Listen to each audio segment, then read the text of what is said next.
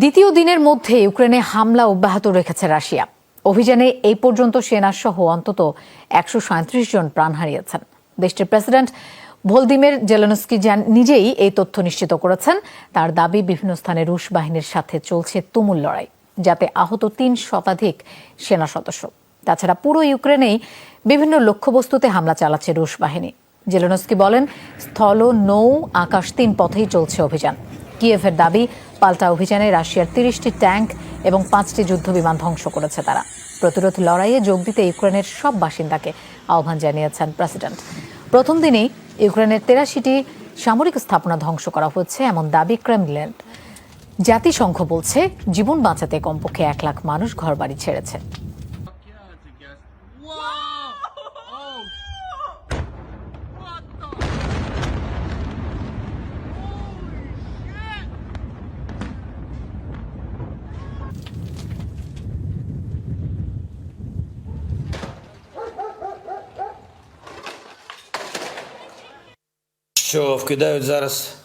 দুর্ভাগ্যজনকভাবে প্রথম দিনে রুশ আগ্রাসনে ৪৫০ মানুষ হতাহত।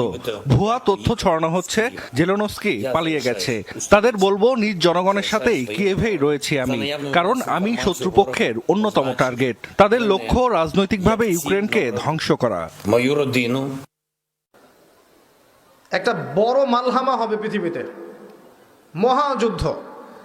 এই যুদ্ধে পৃথিবীর অনেক মানুষ মারা যাবে, এমনটা হাদিসের মধ্যে এসেছে। কে জানে, আল্লাহ ভালো জানেন এটা কবে হবে, কত সালে, কিভাবে হবে।